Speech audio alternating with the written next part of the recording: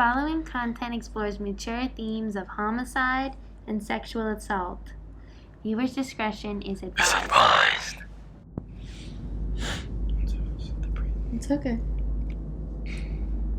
Welcome, guys, to the Unhinged Podcast. Your host, Darius, and right by my side we have Emma. And today we will be discussing the case of Amber Hagerman, the origin and the tragic case behind the Amber Alert. So let's talk about the early life. So Amber Renee Hagerman was born on November 25, 1986 to parents Donna Norris and Richard Hagerman in Arlington, Texas. 4 years after Amber was born, her mother gave birth to Amber's little brother, Ricky. Amber was a very happy and playful little girl. She loved to ride her bike with her little brother, Ricky, and was a member of the Girl Scouts. Tragedy struck Amber and her family on January 13th, 1996, when they were in Arlington, Texas, when Amber was just 9 years old, her brother Ricky, who was 5 years old, and their mother were in town to visit their grandparents, Glenda and Jimmy Whitson. It was a beautiful day, and Amber and Ricky wanted to use their bikes and take advantage of the warm weather. They asked their grandparents if they could go outside and ride their bikes. Wanting their grandchildren to enjoy themselves, Glenda and Jimmy agreed without hesitation. Their only condition was that the children were not to venture more than a block away from their house. Unfortunately, the children defied their grandparents and rode their bikes to an abandoned Winn-Dixie grocery store about 2 blocks away from their grandparents' home. At this time, because it had a bike ramp near the entrance that children could ride their bikes up and down and do tricks. Once these two siblings got there, Ricky and Amber played for a little bit.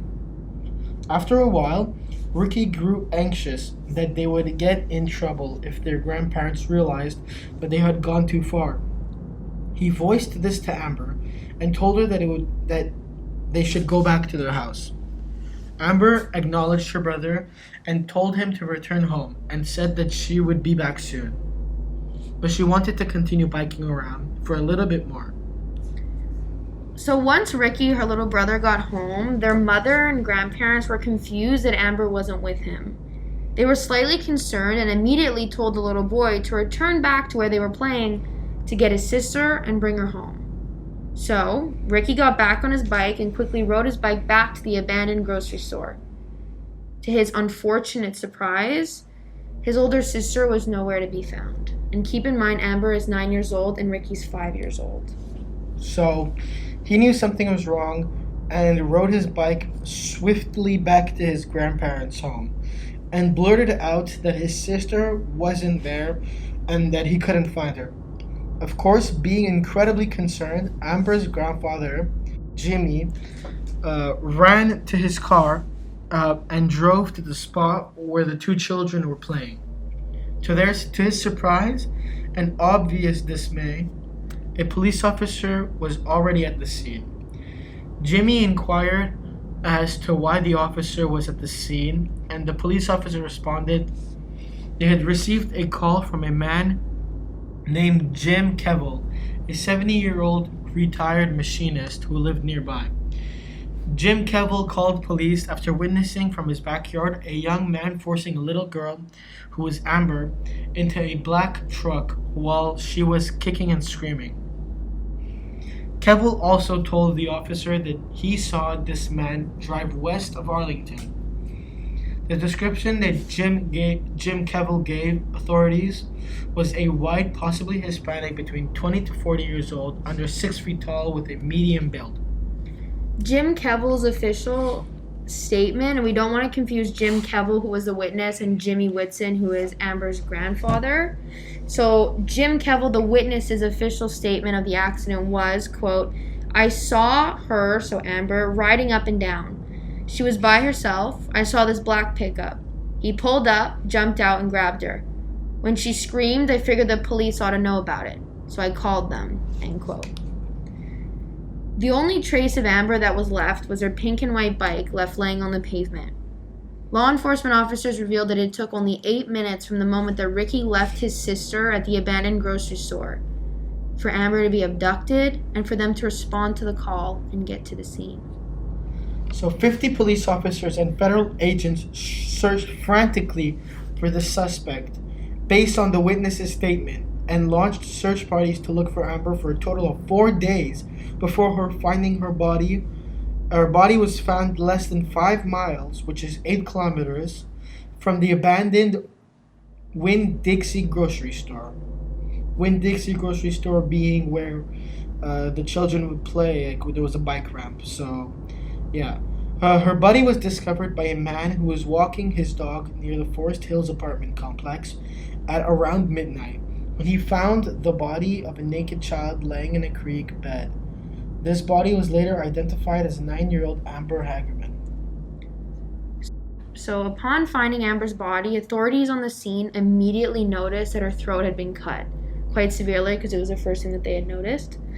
After questioning apartment maintenance workers to see if they had noticed anything unusual before a body was located, they all told investigators that no one had seen or noticed anything. There had been a storm earlier that police believed had pushed Amber's body into a part of the creek that made it very visible. Amber Hagerman's autopsy revealed that she had been kept alive for approximately 2 days before her murder. The coroner found signs that Amber had been repeatedly sexually assaulted, brutally beaten, and had her throat slit by whoever had abducted her. So there's many theories in this case, considering that it still remains unsolved to this day. So though Amber Hagerman's murder still remains unsolved to this day, the police seem to have one theory and one theory only. Amber was killed by a stranger. The difficult part about this case for investigators was that they were faced with a lack of suspects and a lack of sufficient evidence.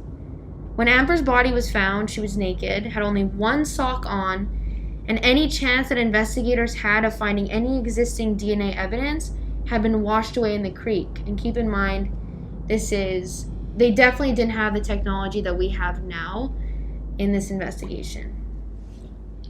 Perhaps police do have some form of DNA evidence attached to Amber's case, but they have never disclosed this to the public. So it's possible that they do still have some, but we just don't know because they never told us. For sure. So changes that occurred because of Amber's death. There were a few things that happened actually. A lot of good came from this tragic murder of a 9-year-old. Not saying that the murder was a good thing, but it led to things changing for the good. So the day that Amber's body was found, a mother from Dallas called a local radio station and asked them if they could work with law enforcement in missing persons cases so that the general public can know when children go missing, that they can keep an eye out and get the word out around their community.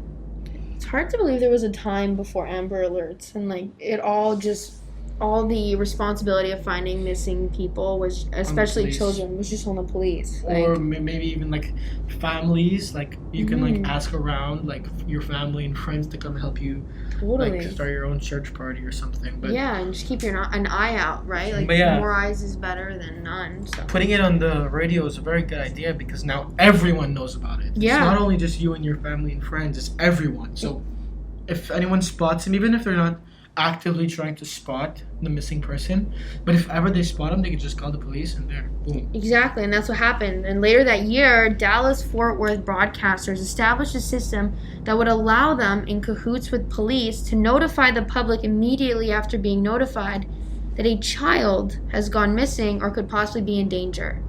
And it was from this that the Amber Alert was born. Though the Amber Alert system does include Amber Hagerman's name, Amber actually poses as an acronym for Americans Missing Broadcast Emergency Response. So, like we said, the case is so cold, but the media has tried to get as many statements as they can from the police, and so we're gonna talk about those now. So, a quote or a statement that media had gotten from Investigative Sergeant Mike Simmons said, quote, "There had been a very large storm, and Amber was not only in the water, but in running water in a creek bed. So there had been a tremendous amount of water flow over her body, which obviously made it hard in terms of trace evidence, end quote. However, in 2011, the Dallas Morning News reported the following, quote, Arlington police detectives, as late as Wednesday, still would not disclose whether DNA evidence exists in the case or any other type of evidence for that matter, end quote. In 2015, Facebook announced that they were going to be partnering with the National Center for Missing and Exploited Children to diffuse Amber Alerts to all of its users on their news feeds and notifications if a child had gone missing in their surrounding area or location. Reports as early as February 2020 have reported that 985 children have been successfully rescued because of Amber Alerts, as well as 66 other children who have been saved because of wireless emergency alerts. The United States, as of September 2019, has 86 existing Amber plans throughout the country. Detectives involved in the case have commented on the fact that Amber's mother does feel that it won't bring her daughter back, but she is happy knowing that because of her daughter, many other children have been rescued and saved from horrible circumstances. Yeah. So on the 25th anniversary of Amber's abduction and murder, her family held a press conference to renew their plea to the community to come forward if they had any information regarding her case. Despite the lack of DNA evidence found when Amber's body was originally discovered, police told the media that they're confident that with the new DNA technologies that are available in this day and age, that they can get an accurate profile of Amber Hagerman's killer. Mm-hmm. So, we have a quote by Colby, who told Fox 4 of Dallas-Fort Worth. So the quote goes like this. We're excited because this year there is a new technology when it comes to DNA. And we're excited about this year being able to submit that and hope that we could get better DNA profile of the killer. End quote. Yeah. Amber's mother, Donna, still heartbroken obviously, pleaded with the killer during this press conference to please turn yourself in. So the case of Amber Hagerman still leaves the public, because it's a pretty infamous case, with a lot of questions. Yeah. What do you think? Do you think that the police would tell the public 25 years later if they actually had any sufficient DNA evidence? I mean, after 25 years since this case is like everyone knows this case, I think maybe they would. You think? Yeah, I agree. I mean, I read that a lot of people were kind of suspicious of the witness, Jim Kevill, in saying like, you were obviously like clear on the situation when a little girl's kicking and screaming and a guy's throwing a little girl in the back of his car. Like, why didn't you do anything more?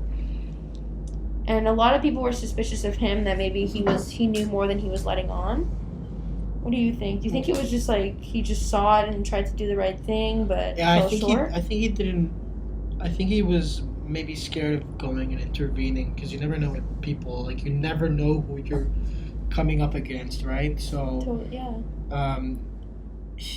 If he didn't know that she was gonna die, he didn't know that.